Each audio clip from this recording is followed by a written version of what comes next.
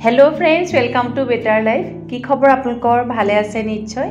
আজি खूब एबिध औषधि गुणेरे भरा रेसिपि आपलोकले লৈ আহিছো। আজি লৈ আহিছো কেঁচা হালধিৰে ৰন্ধা মাগুৰ মাছ। खूब ধুনিয়া হয় খাবলে আৰু বহুতো औषधि गुणेरे भरा। তেতিয়া হলে আহক কিদৰে ৰান্ধো পদ্ধতিখিনি আপোনালোকক দেখুৱাও। তাৰ আগতে দেখাই লওঁ মই কি মুক উপাদান লাগিব এই মাছবিধ ৰান্ধিবৰ কাৰণে। ইয়া কেঁচা হালধি লৈছো, লগত মাগুৰ মাছ, অকণমান নৰসিংহ পাত, মানধনিয়া পাত ললো, কেইটামান মই গোটা জালুক লৈছো আৰু দুফুটামান নহৰু আৰু পকা আৰু কেঁচা জলকীয়া। এইখিনি উপাদানে লাগিব। তেতিয়া হলে আহক ৰেচিপিবিধ আৰম্ভ কৰো।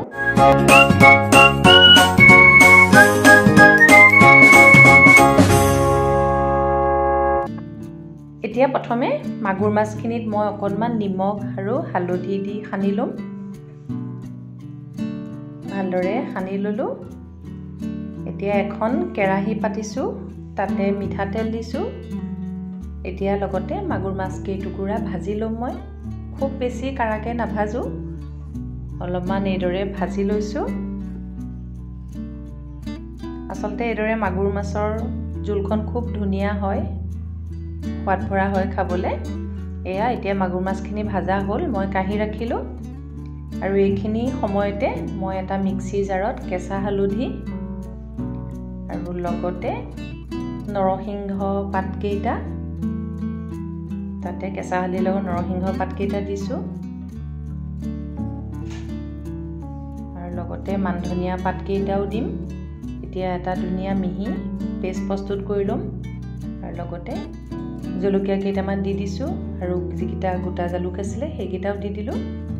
অকণমান পানী দি এটা মিহি পেষ্ট প্ৰস্তুত কৰি ল'ম।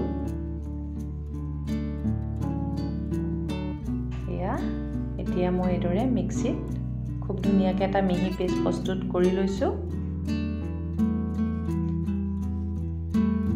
এয়া হৈ গৈছে কেঁচা হালধি, নৰসিংহ, এয়া পেষ্টখিনি প্ৰস্তুত হৈ গ'ল। এতিয়া সেইখন কেৰাহীতে অকণমান কালজিৰা দিছো আৰু লগতে জলকীয়া আৰু লগতে অকণমান নহৰু দি দিছো থেতেলি পেলাই ভাজি লৈছো। অকণমান ক'লা হোৱালৈকে ভাজি ইয়াতে এতিয়া পেষ্টখিনি দি দিছো। হালধি, নৰসিংহ আৰু মানধনিয়াৰ পেষ্টখিনি এইদৰে দি দিছো। ভাজি ল'ম খুব ভালদৰে। এইদৰে হেতাৰে লৰাই অলপ সময় ভাজি ল'ম। এয়া তাতে হিচাপ অনুসৰি মই নিমখ দি দিছো। আকৌ এবাৰ লৰাই দিছো আৰু ঢাকোন মাৰি দিছো অলপমান ভাজ খাবৰ কাৰণে। এয়া প্ৰায় 5-6 মিনিট হৈ গৈছে, খুব ধুনীয়াকৈ ভাজ খাই আহিছে। এতিয়া তাতে পানী দিছো, মিক্সি জাৰটোতে অলপমান পানী লৈ দি দিছো। পুনৰ এবাৰ লৰাই দিছো। এতিয়া ইয়াতে ভাজি লোৱা মাছ কেইটুকুৰা, মাগুৰ মাছখিনি দি দিলো। মাগুৰ মাছ কেইটুকুৰা দি পুনৰ ঢাকোন লগাই ৰাখিম প্ৰায় 10-15 মিনিটমান সময়। এতিয়া ঢাকোন লগাই দিছো আৰু মাছৰ জোলখন খুব ধুনীয়াকৈ উতলি আহিছে। এয়া ইতিমধ্যে প্ৰস্তুত হৈছেই মাছৰ জোলখন। তাতে অকণমান কেঁচা ধনিয়া পাত দি দিছো, তেতিয়া আচলতে টেষ্টটো আৰু বেছি ধুনীয়া হয়। এয়া আমাৰ ঔষধি গুণযুক্ত কেঁচা হালধিৰে ৰন্ধা মাগুৰ মাছ প্ৰস্তুত হৈ গৈছে।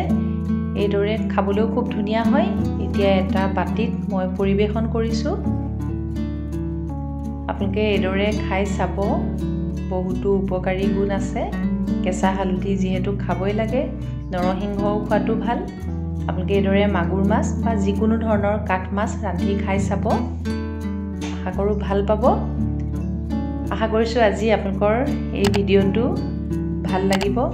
আৰু যদি ভাল লাগে আমাৰ চেনেলটো লাইক, ছাবস্ক্ৰাইব আৰু শ্বেয়াৰ কৰিবলৈ নাপাহৰিব। চাই থাকিব বেটাৰ লাইফ। Thank U.